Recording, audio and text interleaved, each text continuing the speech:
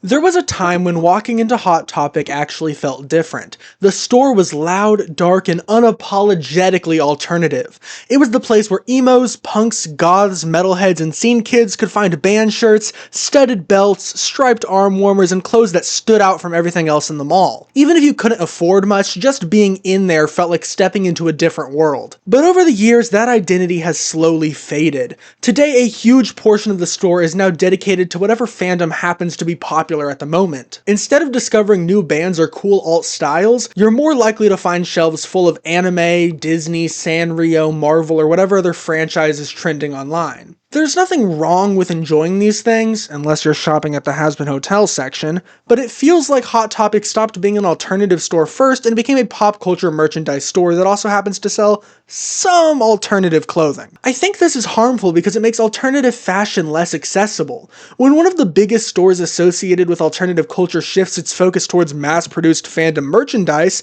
there's less shelf space for the clothes and accessories that people actually wear to express themselves. For a lot of younger people, Hot Topic is their first introduction to alternative culture. If the store barely represents those styles anymore, then newcomers have fewer opportunities to discover them. It also sends the message that alternative fashion is something you buy off a rack instead of something you actually build yourself. The original spirit of punk, emo, goth, and other scenes wasn't about buying a complete outfit from a corporation, it was about creativity, individuality, and making something on your own. I don't think Hot Topic needs to stop selling fandom merchandise altogether. Plenty of people love it, and it's obviously been successful for the company, and money is all that matters to them. But I do wish they remembered what made them special in the first place. They used to introduce countless people to music, fashion, and subcultures they might have never found otherwise. But today they feel more like every other store, selling whatever happens to be popular that year.